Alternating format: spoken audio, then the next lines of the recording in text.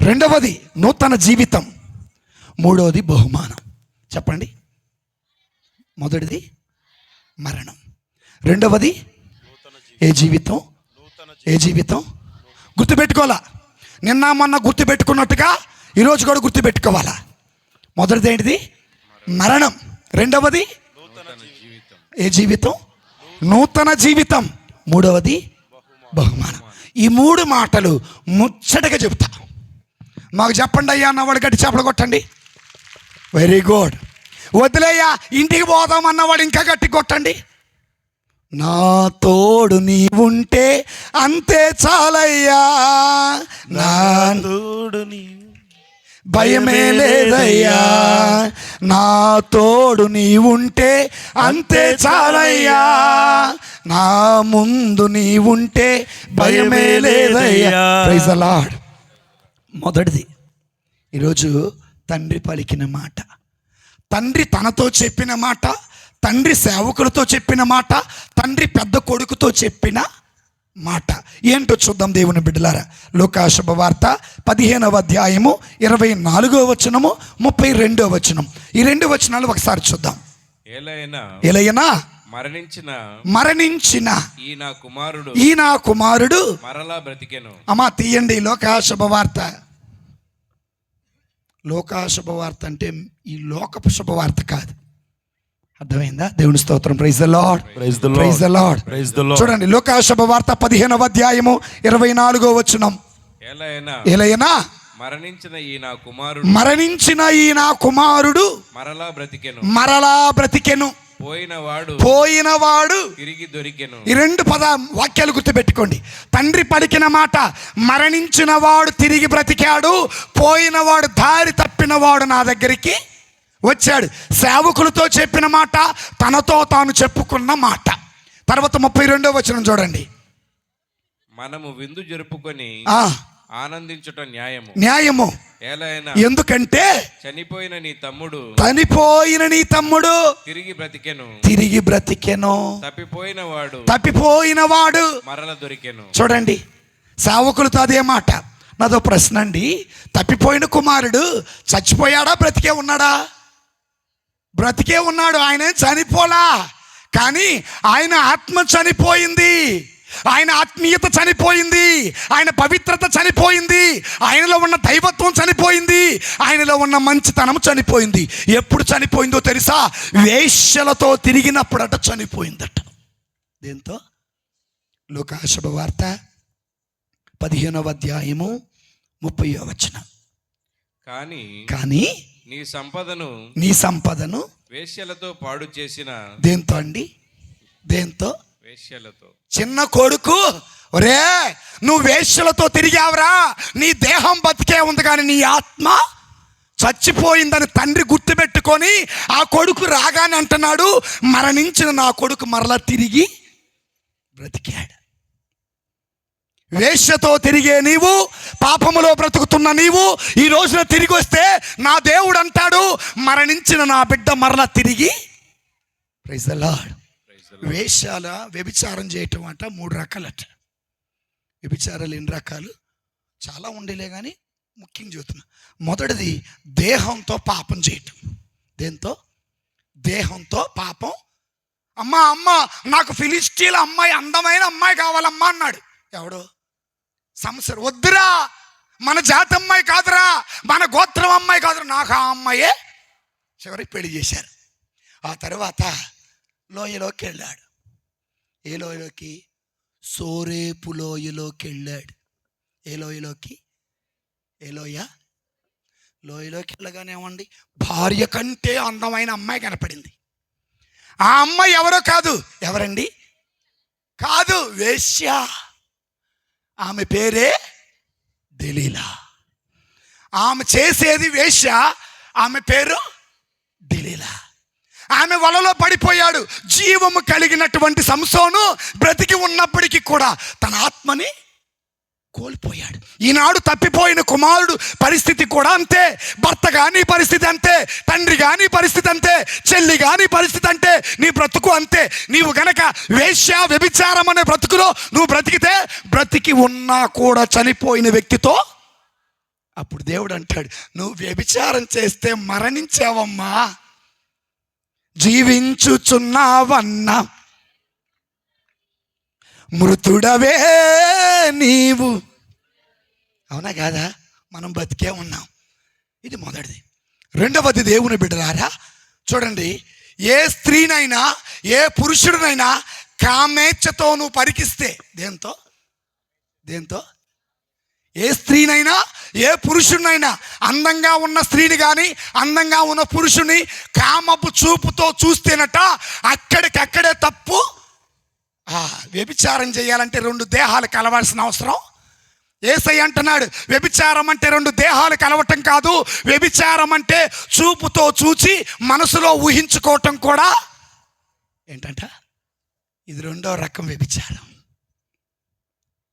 ఈ రోజున చూపుతో చూడటల్లా, ఈ రోజున దేహంతో చేయటల్లా, చూస్తున్నాం. దేంట్లో? ఫోన్లో. చూడకూడని బొమ్మలు, చూడకూడని వీడియోలు చూస్తున్నాం. అలా చూడకూడని బొమ్మలు, చూడకూడని వీడియోలు చూసే నీవు కూడా ఒక వ్యభిచారకుడివే, ఒక వ్యభిచారాలివే. నీవు కూడా ఒక సంసోనువే, నీవు కూడా మరొక డిలీలావే. Praise the Lord, praise the lord.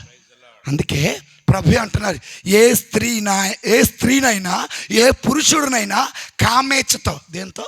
కామంతో చూస్తేనట ఆ మనిషి అప్పటికి అక్కడే. మీకు ఒక విషయం తెలుసా? చూపుతో ఆగదండి. చూపు మనసులో ఏం పుట్టించింది? కోరిక పుట్టించింది.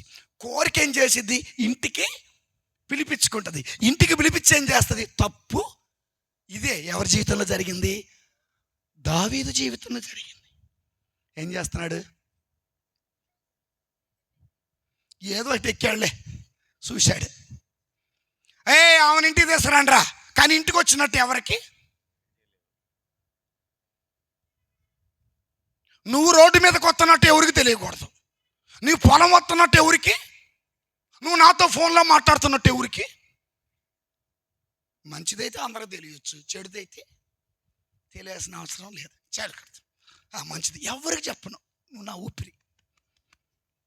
ఇంటికి వెళ్ళాడు, తప్పు చేశాడు. ఎవరు చేశారండి? 8 మందిలో ఏరి కోరి ఎన్నుకున్నాడు, రాజును చేశాడు. రాజును చేసిన తర్వాత ఆయన పక్కమ్మట భార్యతో వ్యభిచారం చూపుతో ఆగిపోలా, ఆలోచన కలిగింప చేసింది. ఆలోచనతో ఆగిపోలా, క్రియ దాల్చింది, క్రియతో ఆగిపోలా. అది పక్కన ఆమె గర్భం ధరించింది. ఎవరండి? నువ్వు చేసే ఆ పేరేంటి? చిరంజీవి కొడుకు పేరు బెర్షబా కాదయ్య, రామశరణయ్య. చిరంజీవి కొడుకు పేరు బాగా వేరే బెర్షబా లేదా బెర్షబా అంటారు. అయ్యా కబురు పంపించింది, నేను లేవలేకుండా ఉన్నాను. ఇప్పుడు దీన్ని తప్పు నేను చేయాలా? కప్పెట్టాలా? వాళ్ళ భర్తను పిలవండి. ఏం పేరు? ఉరియాని ఇంటికి పిలవండి. ఇంటికి వెళ్ళి భార్యతో 4 రోజులు ప్రశాంతంగా బతుకు. ఎందుకంటే ఆయన చేసిన తప్పి మీద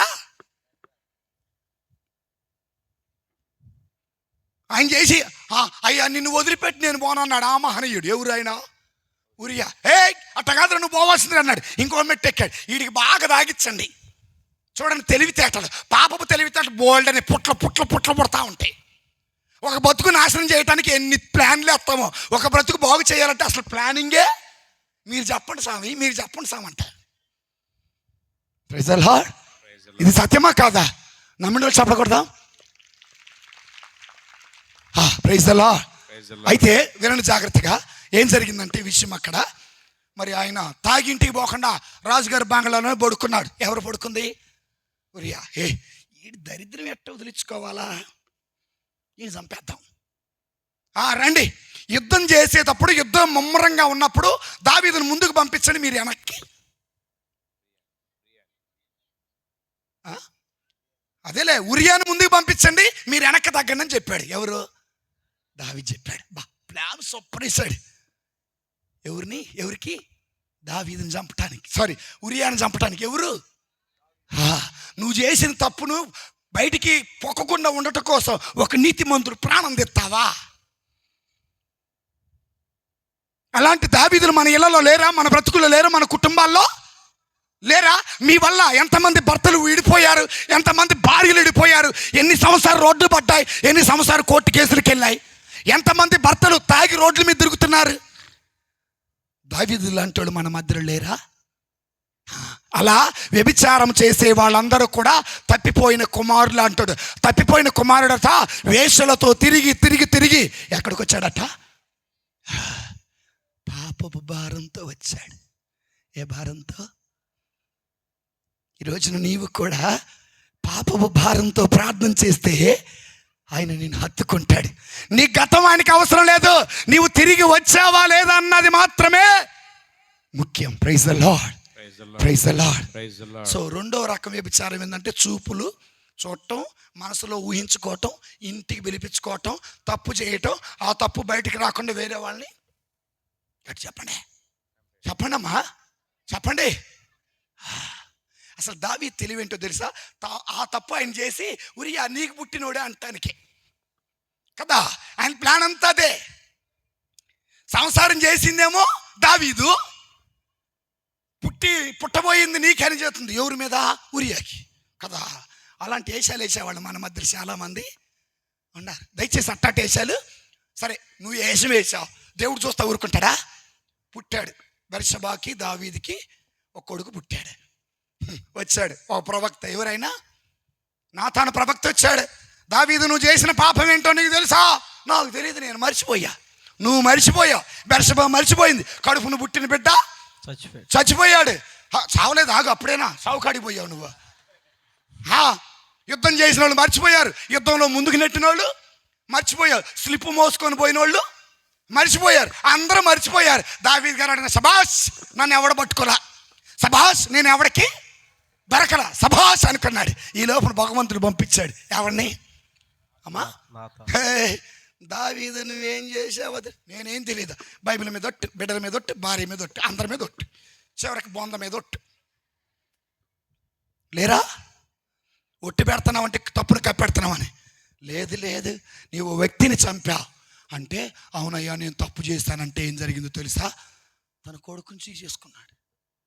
బెర్షబాకి దావీదుకు పుట్టిన కొడుకు ఏమైపోయాడు? 2 ప్రాణాలు. ఎన్ని ప్రాణాలు? ఎవరి వల్ల? వేశ్య వల్ల, వ్యభిచారం వల్ల. ఎన్ని ప్రాణాలు? 2 ప్రాణాలు. మొదటి ప్రాణం ఉరియా ప్రాణం, రెండో ప్రాణం పుట్టిన బిడ్డది. కాబట్టి ఇలా వేశ్య జీవితం జీవించిన తప్పిపోయిన కుమారుడి ఇంటికి రాగానే అప్పుడు తండ్రి అంటాడు, మరణించిన నా కొడుకు తిరిగి బ్రతికాడు. Praise the Lord, praise the Lord. మూడో రకం వ్యభిచారం ఏంటో తెలుసా? మూడో రకం వ్యభిచారం అంటే బిల్డింగులు, మేడలు, మిద్దెలు కట్టుకునేదాన్ని కూడా వ్యభిచారం అంటారని యెహెజ్కేలు గ్రంథం చూద్దాం. యెహెజ్కేలు గ్రంథంలోకి వెళదాం. 16వ అధ్యాయం 24వ వచనం. ఇంకా ప్రతి రహదారి ప్రక్కన విగ్రహములకు, ప్రతి రహదారి పక్కన విగ్రహాలకు పూజా మందిరాలు నిర్మించి వ్యభిచరించితివి. అంటే రోడ్డు ప్రక్కన ఉన్నటువంటి బొమ్మలన్నిటికీ మొక్కి నువ్వు ఎప్పుడైతే ఆరాధన చేస్తావో, అంటే అన్య దైవాలకు ఆరాధన చేస్తావో, ఎప్పుడైతే వాటికి మొక్కుతావో నువ్వు చేసేది ఏంటంట? వ్యభిచారం అంట. ఏమంట? Praise the Lord, praise the Lord, praise the Lord. కాబట్టి ప్రియమైన దేవుని బిడ్డలారా, తప్పిపోయిన కుమారులలాగా వేశ్య జీవితం జీవిస్తున్న వాళ్ళు ఎవరైనా ఉంటే ఈ రోజున ప్రభు దగ్గరికి రండి. మత్తయి శుభవార్త 11:28 ఏముంటుందంటే, భారముతో ఉన్న వారులారా నా దగ్గరికి రండి. Praise the Lord, praise the Lord. అందుకే తండ్రి ఏమన్నాడు? మరణించిన నా కొడుకు తిరిగి బ్రతికాడు. పాపపు జీతం మరణం, పాపపు వేతనం ఆయన పాపం చేశాడు, ఆ పాపంలో ఉన్నాడు కాబట్టి తండ్రి అంటున్నాడు నా కొడుకు చనిపోయాడు. ఈ రోజున నువ్వు పాపం చేస్తూ ఉంటే, వ్యభిచారం చేస్తూ ఉంటే, దొంగతనం చేస్తూ ఉంటే, మద్యపానం, ధూమపానం, గుట్కా, పాన్పర, గంజాయి, పరుల సొమ్మును అపహరించటం, ఆదివారం పూజకు రాకుండా నువ్వు ఏషాలు వేస్తూ ఉంటే నీ ఇంట్లోనే నువ్వు చనిపోయిన ఒక వ్యక్తివి. ఆ వ్యక్తివి నీవైతే నీ ఇంటిలో ఉన్న చీకటే కానీ వెలుగైతే praise the Lord, Praise the Lord. Praise the Lord. Praise the Lord. So అటుపక్క సేవకులతో, ఇటుపక్క కొడుకుతో, ఇటుపక్క తండ్రి అంటాడు, మరణించిన నా కొడుకు తిరిగి బ్రతికాడు. ఎప్పుడు బ్రతికాడో తెలుసా? అక్కడ వాక్యం చూద్దాం దేవుని బిడ్డలారా. ఈ వచనం ఎప్పుడు పలికాడు అంటే లూకా శుభవార్త 15వ అధ్యాయము 20-21. లూకా 15:20-21. వాడు లేచి తన తండ్రి వద్దకు బయలుదేరాను. ఎక్కడ బయలుదేరాడండి? ఎవడాడు? వేశ్యలతో సహవాసం చేసినోడు, సొమ్మునంత దుర్వినియోగం చేసినవాడు, లోకమనే మాయలో చిక్కుకున్నవాడు, లోకమనే వ్యసనములో చిక్కుకున్నవాడు. వాడు లేచాడు. లేచి ఎవరి దగ్గరికి వచ్చాడు? మీకు ఒక విషయం తెలుసా? చాలా జాగ్రత్తగా వినండి. తండ్రితో ఉన్నంతసేపు కడుపు నిండా తిండి, దేవుడికి దూరం అయితే అన్నీ పోయినాయి. Praise the Lord, praise the Lord, praise the Lord. చదవండి. వాడు లేచి తన తండ్రి వద్దకు బయలుదేరాను. తన తండ్రి వద్దకు బయలుదేరాను. కానీ వాడింకనూ దూరంలో ఉండగానే ఆ, తండ్రి అతనిని చూచి ఆ, మనసు కరిగి పరిగెత్తి వెళ్ళి ఆ. కుమారుని కౌగిలించుకొని ముద్దు పెట్టుకొనెను. ఇలాంటి ప్రేమ ఏడైనా దొరికిద్దండి? ఎక్కడైనా దొరికిద్దా? కొడుకేమో నడుచుకుంటూ వస్తున్నాడు, తండ్రి ఏమో పరిగెత్తుకుంటా వచ్చాడు. నువ్వు తప్పు చేస్తుంటే నీ తల్లి అనేది నా ఇంట్లోకి రామాకనేది. నువ్వు తప్పు చేస్తే నీ తండ్రి అంటాడు, నా గడప నువ్వు తొక్కు. నువ్వు తప్పు చేస్తే నీ భర్త అంటాడు, నీకు విడాకులు ఇస్తానంటాడు. నువ్వు తప్పు చేస్తే, కానీ తప్పు చేసిన కొడుకు వస్తుంటే ఆ తండ్రి ఎంత ప్రేమగా పరిగెత్తుకుంటూ వెళ్ళాడండి. పరిగెత్తుకుంటూ వెళ్ళి కౌగులించుకొని కొడుకును ముద్దు పెట్టుకున్నాడండి. ఇలాంటి ప్రేమ మనకి ఎక్కడ దొరకదు. నిజం చెబుతున్నా కదా, ఎక్కడ దొరకదు. ఎక్కడైనా వెతకండి, నీకు దొరకదు. నీకోసం ఎదురు చూస్తే వాళ్ళు ఎవరు దొరకరు. ఆయన దేవుడే. వ్యభిచారకుడు అయినా, దొంగవైనా, నరహంతకుడు అయినా, విగ్రహారాధికుడు అయినా, తల్లిని కొట్టినా, తండ్రిని కొట్టినా, నువ్వు ఎంత ఘోర పాపివైనా నీకోసం ఆయన ఎదురు చూస్తున్నాడు బిడ్డ. ఎంత ఎదురు చూస్తున్నాడు తెలుసా? నిజంగా అండి. ఈరోజు ఉదయాన్నే లేచి ఆ వాక్యం చదువుతుంటే నా కళ్ళల్లో నీళ్ళు ఆగల.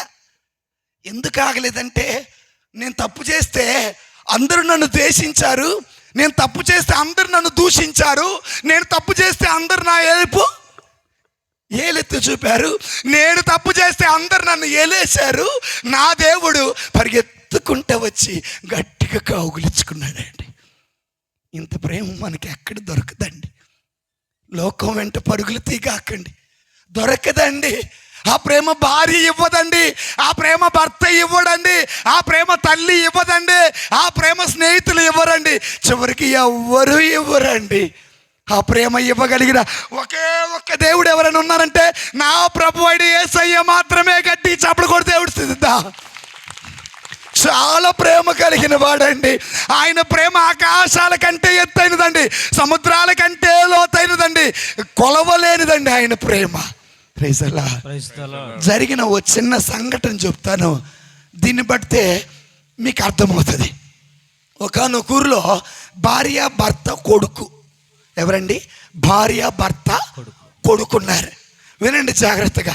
ఓ రోజున స్నేహితులు అన్నారట, మీరు చాలా ధనవంతులు కదా, మీకు కారు ఉంది కదా, మీరు ఇంటికి వెళ్ళి మీ నాన్న దగ్గరకు వస్తా డబ్బు తీసుకొని కారు తీసుకొని రా, సరదాగా ట్రిప్ వెళ్దాం అన్నాడండి.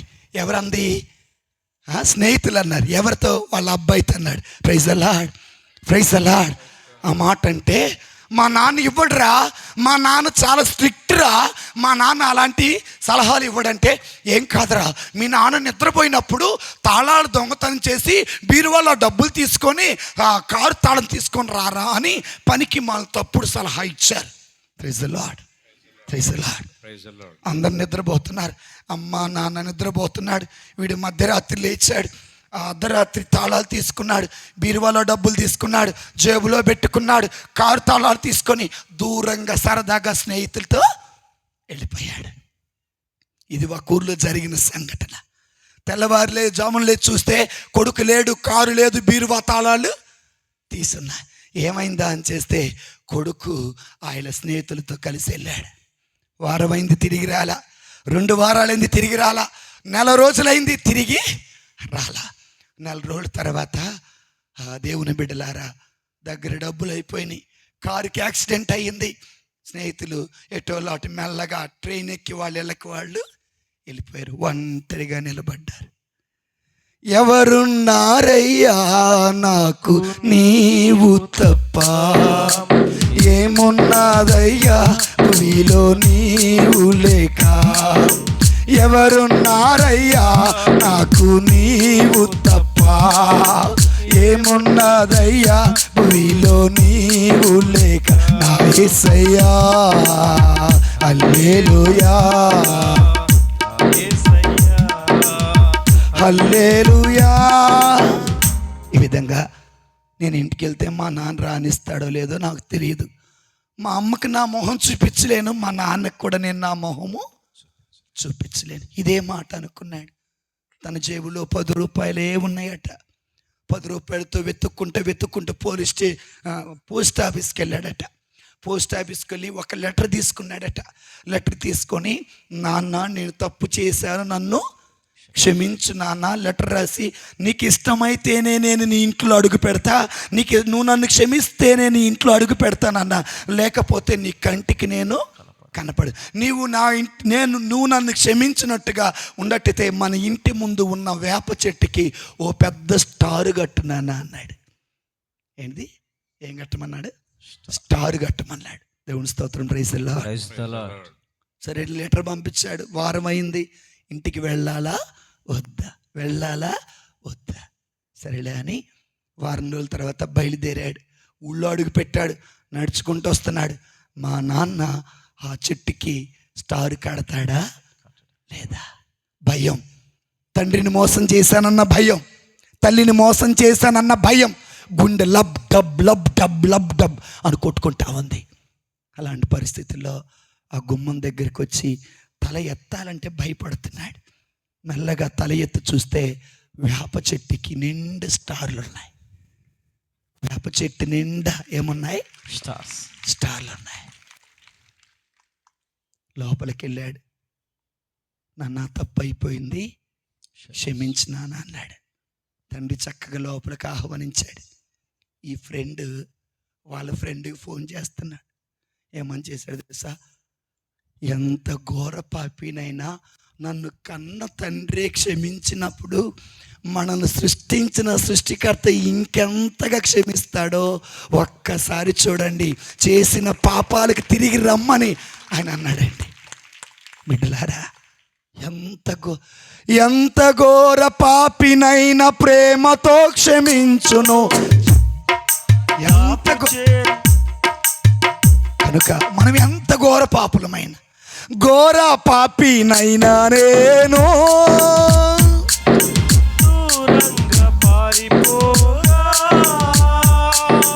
ఘోర పాపినైనా నేను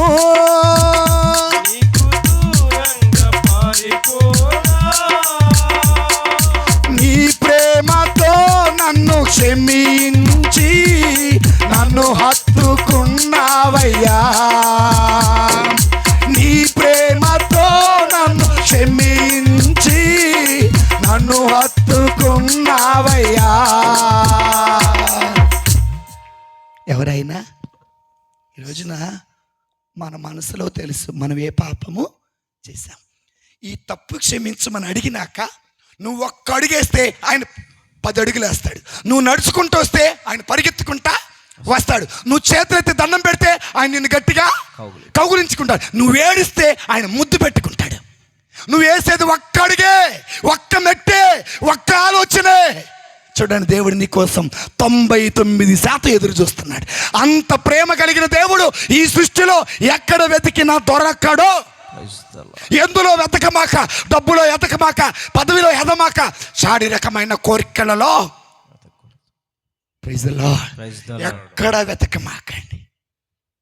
praise the Lord, praise the Lord, praise the Lord. ఈ కొడుకు తండ్రి ఏమన్నాడు? ఎప్పుడు అన్నాడు? కౌగులించుకొని ముద్దు పెట్టుకున్నాక నా కొడుకు బతికాడన్నాడా? ముద్దు పెట్టుకోకముందు అన్నాడా? ఆ? ముద్దు పెట్టుకున్న తర్వాత అర్థమైందా? కౌగులించుకొని ముద్దు పెట్టుకున్నాక మరణించిన నా కొడుకు బ్రతికాడు అన్నాడు. ముందన్నాడా? ఇంటికి రాకముందు అన్నాడా? నువ్వు మారితేనే ఆయన బిడ్డవైతావు, నువ్వు మారితేనే ఆయన ముద్దు పెట్టుకుంటాడు, నువ్వు మారి ఒక్క అడుగేస్తేనే ఆయన నిన్ను హత్తుకుంటాడు, నువ్వు మారితేనే ఆయన స్వస్థత ఇస్తాడు, నువ్వు మారితేనే ఆయన విడుదలిస్తాడు. పాపములో ఉంటా నన్ను బాగు చెయ్యంటే నీ బతుకి అన్నటికి బాగుపడతావు.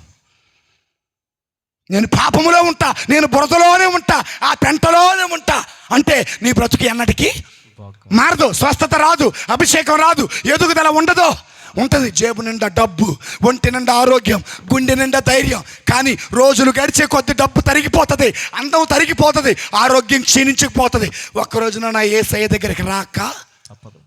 నడిపిస్తాడు నా దేవుడు, శ్రమలోనైనా నన్ను విడువడు, నడిపిస్తాడు నా దేవుడు, శ్రమలోనైనా నన్ను విడువడు.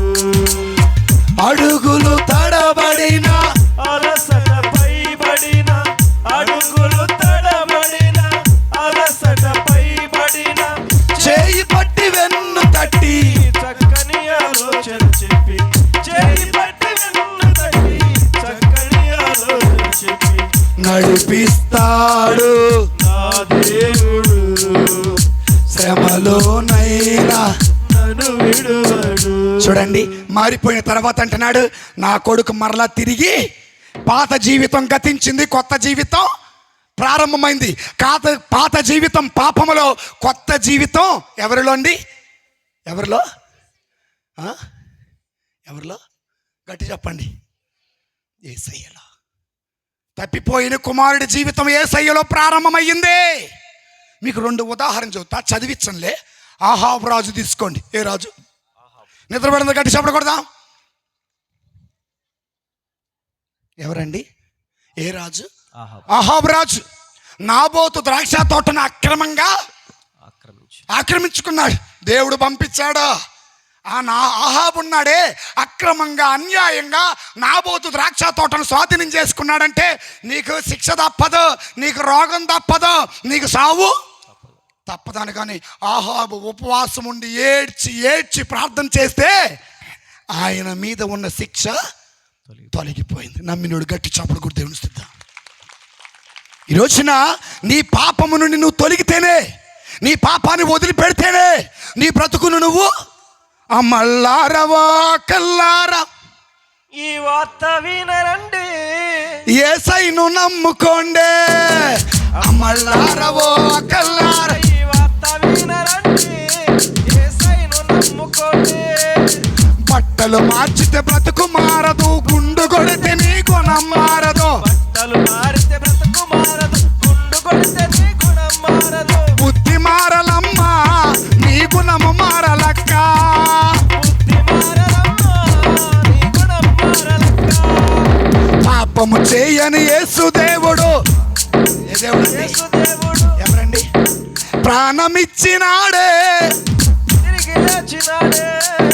పాపము చేయని యేసు దేవుడు ప్రాణమిచ్చినాడే, నీకై తిరిగి లేచినాడే.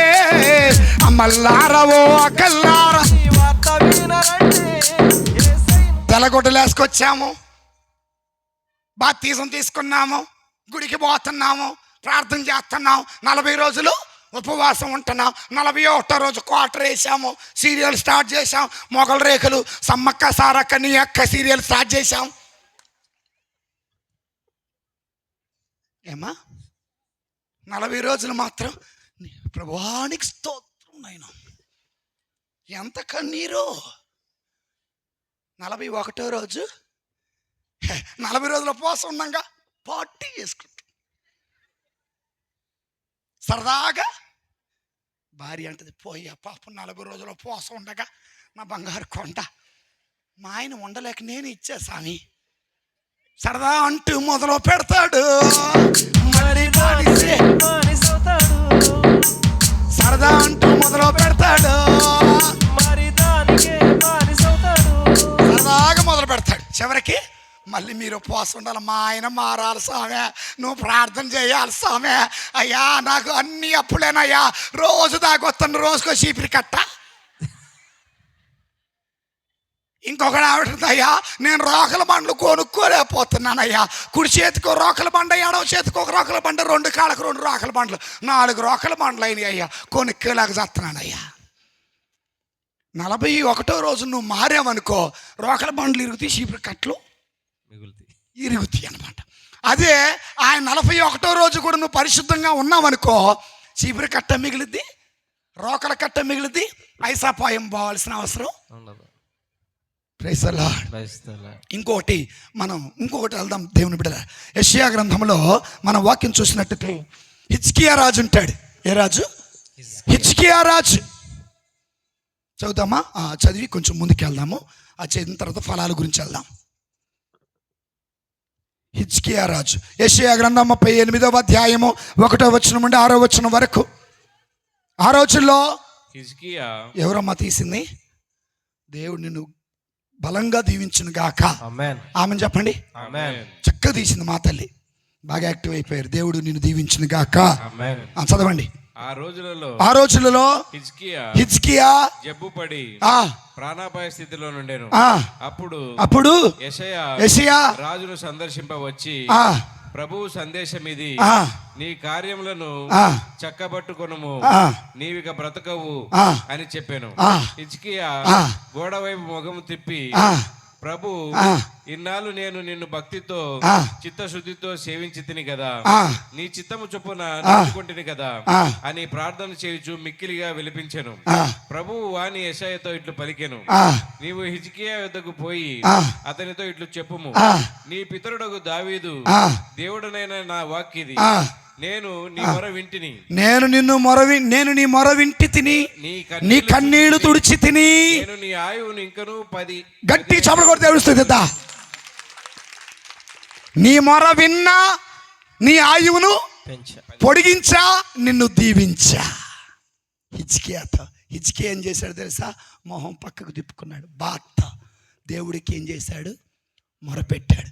నీది ఓ నూతన జీవితం అయితే ప్రార్థన ప్రారంభించు. హిజ్కియా లాగా నువ్వు నూతన జీవితం ప్రారంభిస్తే ఆహాబులాగా దేవుడికి మొరపెట్టుకో.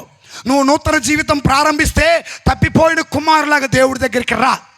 కాబట్టి ఏ జీవితం ప్రారంభించాలా? ఏ జీవితం? ఎవరిలో కొత్త జీవితం అంటే కొత్త చీరలు కట్టుకోవటమా? కొత్త జీవితం కొత్త టీవీ కొనుక్కోవటమా? కొత్త జీవితం అంటే ఇంటికి రంగులు వేయటమా? కొత్త జీవితం అంటే గుండె గీర్చుకోవటమా? మరేంటి? క్రీస్తులో కొత్త జీవితం. క్రీస్తులో నీవు క్రొత్త జీవితం జీవిస్తే దేవుడు నీకు ఇచ్చే ఆశీర్వాదాలు 5, దేవుడు నీకు ఇచ్చే బహుమానాలు 5. ఎన్నండి? 5. వాక్యంలోకి వెళ్దాం. నేను చెప్పే కన్నా మీరే చూస్తే బాగుంటుంది. చూద్దాం. లూకా శుభవార్త 15వ అధ్యాయము తీసారా?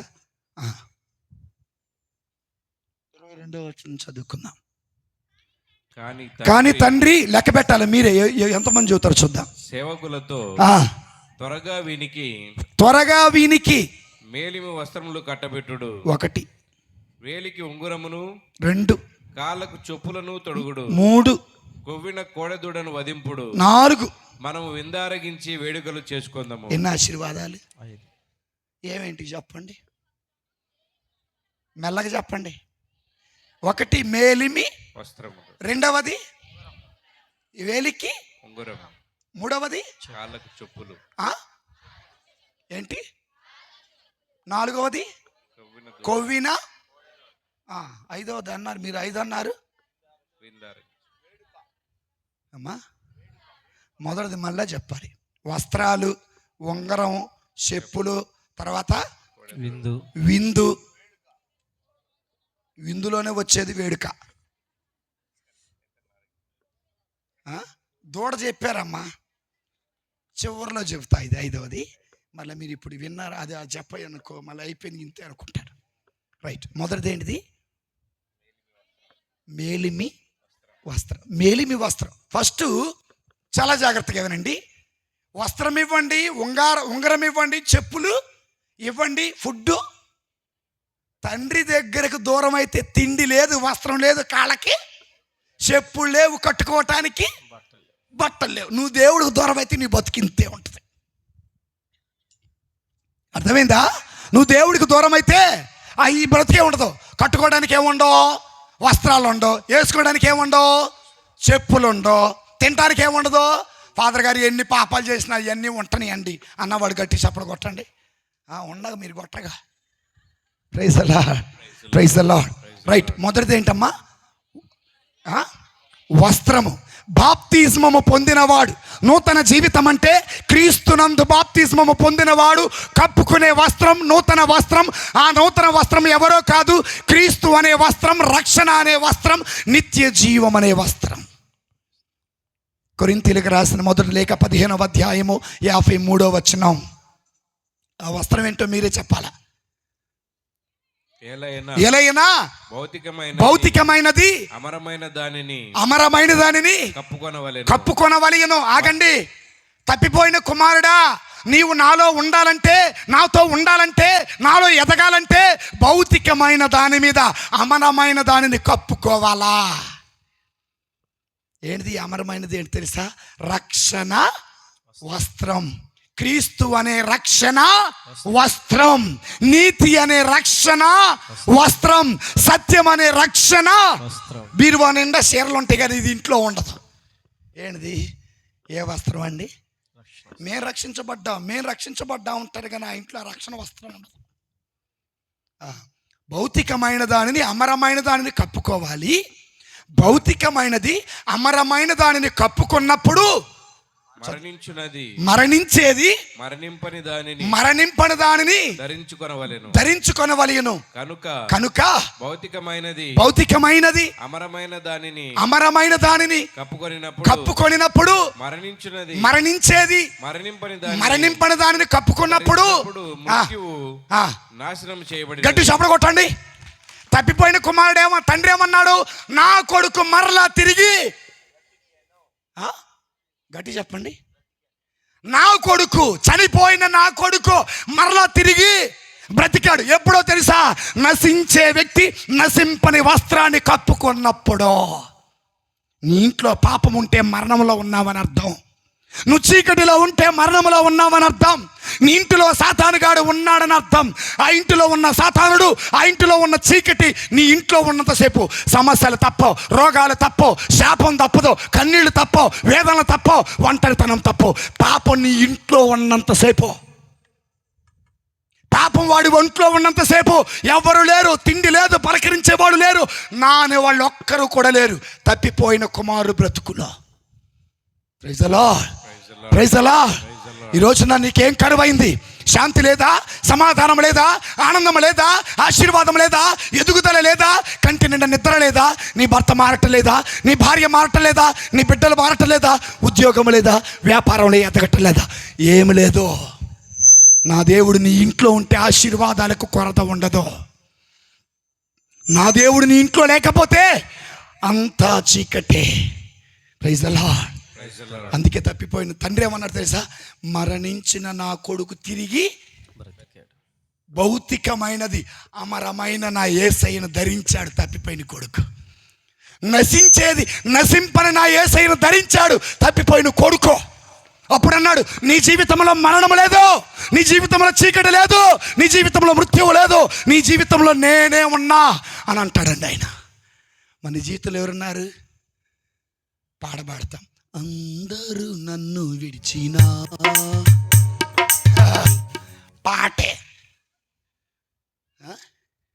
ఏంటిదండి అది? పాటే. ఉన్నాడా యేసయ్య నీలో? Praise the Lord. వస్త్రం అంటే ఏంటది? వస్త్రం దేని సూచిస్తుంది? ఏ వస్త్రం? రక్షణ వస్త్రం. ఎవరైతే రక్షణ వస్త్రాన్ని కప్పుకుంటారో వాళ్ళ జీవితంలో మరణము. విజయశీలుడా నా ప్రాణ ప్రియుడా, కృతజ్ఞతతో నిన్ను స్తుతించెదను. నా యేసయ్యా నిన్ను వేడుకొనగా, నా కార్యములన్నీ సఫలము చేసితివి. విజయశీలుడా నా ప్రాణ ప్రియుడా, కృతజ్ఞతతో నిన్ను స్తుతించెదను. Praise the Lord, praise the Lord. నీకు విజయము ఆయన వల్ల, నీకు రక్షణ ఆయన వల్ల, నీకు వెలుగు ఆయన వల్ల, నీకు రక్షణ, నీకు స్వస్థత ఆయన వల్ల. ఆయన ద్వారా తప్ప నీకు రక్షణ లేదు. ఇది మొదటిది. రెండోది ఏంటిదమ్మా? ఏంటిది? ఉంగరం దేని సూచిస్తుంది? ఫాదర్ గారండి, మా ఆయన అలా పెట్టారు, నిద్రలు అయిపోయి అలా బ్యాంకులో పెట్టారు. ఏంటిది? అంగుళికం. కొంతమంది అంగుళికం కొరకంటే గుళికలు తిన్నారట. అంగుళికం కొరకు ఏం తిన్నారు? ఆయన అంగుళికం తేలగానే ఏమో బయటికి లేచిందంట. అర్థమైందా? అంగుళికము దేనికి గుర్తు? గౌరవానికి. గౌరవం. వెరీ గుడ్, బాగా చదువుతాను. ఒకటి గౌరవం, రెండవది అధికారం, మూడవది వారసత్వం, నాలుగవది వినని జాగ్రత్తగా ఆయన దేహంలో భార్యగా నువ్వు అడుగు పెడుతున్నావు. మొదటిది ఏంటండి? గౌరవం. అప్పటి వరకు కొడుకు గౌరవం ఉందా? రేయ్, నా కొడుకు తిరిగి వచ్చాడు, ఈనాటి నుండి వాడు గౌరవంగా ఉండాలంటే వాడికి ఉంగరం. నీకు సమాజంలో గౌరవం రావాలంటే ఎవరి దగ్గరికి రావాలా? యేసయ్య దగ్గరికి రావాలా. ఒక తాగుబోతుగా, ఒక తిరుగుబోతుగా, ఒక పనికి మాలినోడుగా, ఒక వ్యసనపరుడుగా, ఒక పేకాట పరుడుగా, ఒక జోదం ఆడేవాడులా నిన్ను చులకనగా చూడకుండా ఉండాలంటే నా యేసయ్య దగ్గరికి నువ్వు రావాలా. ఆయన నిన్ను నిలబెడతాడండి. ఎక్కడ? ఆ స్థాయిలో నిన్ను ఎవరు నిలబెట్టలేరు. మొదటిది గౌరవం, రెండోది ఏంటండి? అధికారం. అధికారం అంటే చదివినలే వినండి. కళ్ళని వివరించిన తర్వాత ఫరో రాజు ఒక ఆయన వేలికి ఉంగరం పెడతాడు. ఎవరైనా గట్టి దానియేలు కాదు, యోసేపే. ఫరో రాజు అంటాడు, నా తర్వాత రాజు అంతటి వాడవు నువ్వే. ఉంగరం ఇచ్చాడు, మేలు వస్త్రాన్ని ధరించాడు. ఇదిగో ఎవడైనా కూడా యోసేపు చెప్పిన మాట. మీకు ఒక విషయం తెలుసా? బానిసత్వపు దేశంలో బానిసగా బ్రతుకుతుండగా దేవుడిచ్చిన తెలివిని బట్టి, దేవుడిచ్చిన విశ్వాసాన్ని బట్టి, దేవుడిచ్చిన నమ్మకాన్ని బట్టి, దేవుడిచ్చిన పవిత్రతను బట్టి దేవుడు ఆయనని రాజు తర్వాత రాజు అంతటిగా లేవనెత్తబడ్డాడు. ఎవరు? యోసేపు. ఆ గౌరవం ఎవరిచ్చారు? ఫరో రాజు ఇచ్చాడా? యజమానుని భార్య ఇచ్చిందా? నిందల మోపిన ఆవిడిచ్చిందా? ఎవ్వరు ఇవ్వాల. ఆయనంటే పవిత్రత, ఆయనంటే నమ్మకం, ఆయనంటే గౌరవం ఏనాడు ఆయన ధిక్కరించలా. దేవుడే ఉన్నతమైన స్థాయిలో. Praise the Lord, praise the Lord, praise the Lord, praise the Lord. కనుక ఉంగరం దేనికి గుర్తు? అధికారానికి గుర్తు. మూడవది వారసత్వం. దేనికండి? మరి తండ్రి తర్వాత మరి ఆయన కొడుకు, వారసత్వం. నాలుగవదండి సంఘమేమో భార్య, భర్త ఏమో ఎవరు? ఆయనే మనకు రింగు దొరకాలి. ఎవరు చేత పడితే వాడి చేత తొడిగించుకోమాకండి. పెళ్ళిగాక ముందట నా బంగారం నువ్వు, నా బంగారం నువ్వు అంటే ఎంత బంగారం చూపించంటే ఈయన అన్నాడట, నీకోసం ఓ రింగు చేశాడట, రింగు దొడిగాడట. నీవు లేకుండా నేనుండలేను, నాకున్నావన్నీ నువ్వేవో బావా, నీ రింగు నాదేనయ్యా, నీ చెప్పులు నావేనయ్యా, నీ డ్రెస్సు నాదేనయ్యా, నీ బెల్టు నాదేనయ్యా, నీవు లేకుండా నేనుండలేను, నాకున్నావన్నీ. దరిద్రం కొద్దీ వీడికి వేరే అమ్మాయితో ఎంగేజ్మెంట్. ఏయ్, నా ఉంగరం నాకి, నా చెప్పులు నాకి, నా బెల్ట్ నాకి, నేను కొనిపెట్టిన బట్టలు మొత్తం కొనిపెట్టి ఇచ్చిందంట. చివరికి నేను కొనిపెట్టిన మాడతాలు కూడా ఇట్టి అందట. పనికి మాట్లాడు లేరా? ఇలాంటి ఉంగరాలు మనకి వద్దమ్మా. ఏదో రోజు పోలీస్ స్టేషన్ పోయి ఆడండి నాతో బాగున్నప్పుడు అన్నీ తీసుకున్నాడండి.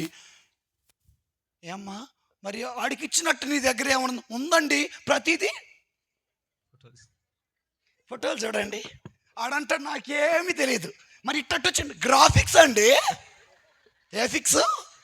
ఆడికి తెలియదు ఈడ ఏ చేతిలో ఫిక్స్ అయింది. ఇవన్నీ వసూలు చేసుకొని సార్ ఇంకా ఖర్చులు ఎంత 10 లక్షలు. సార్ నేను అంత ఇలేను సార్, 5 లక్షలు ఇవ్వరా, ఏముంది ఇల్లు రాసి ఢిల్లీలాగా గుండు గీక్కి చిన్న రింగు కోసం పెడితే ఆయన అందులో రింగులో పెట్టిందేమో. లేరా తటళ్ళు ఉన్నారా లేరా? రింగు మీద పేరు, రింగు మీద RS, DS, PS, CS, SS, చివరికి బుక్ అయిపోతారు.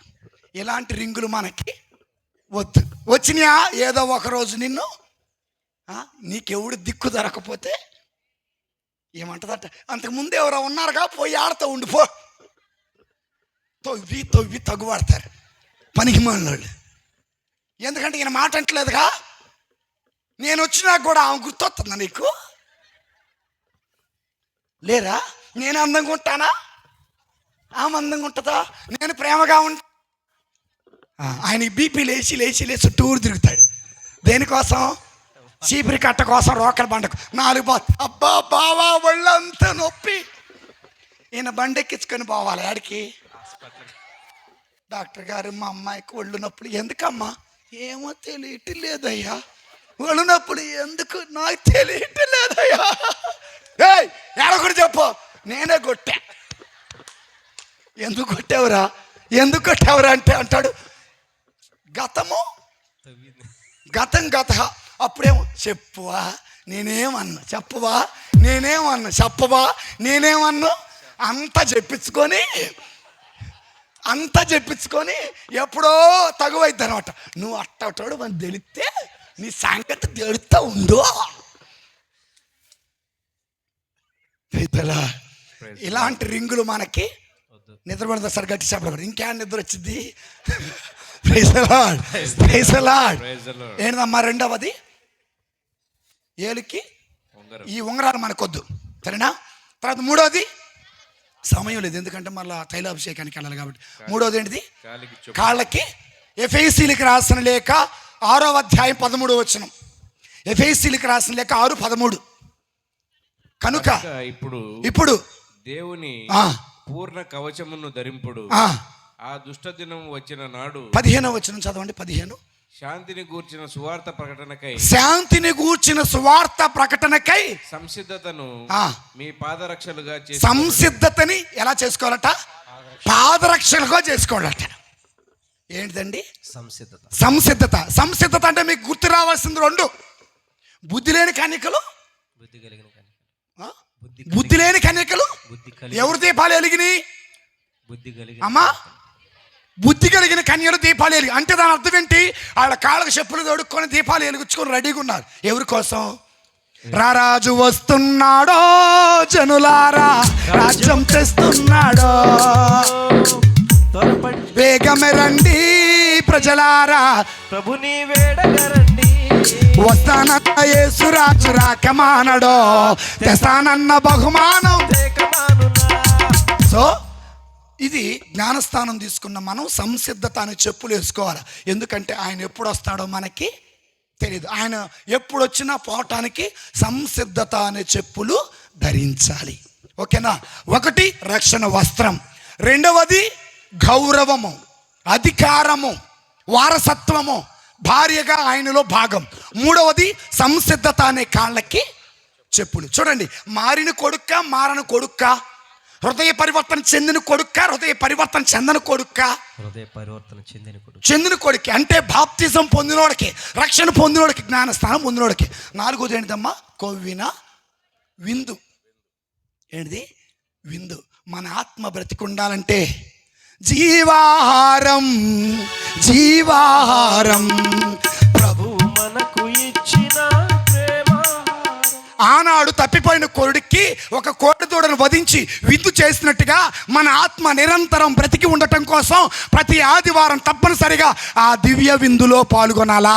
ఆ దివ్య విందు అంటే ఏమీ కాదు, ఆయన శరీరము, ఆయన రక్తము.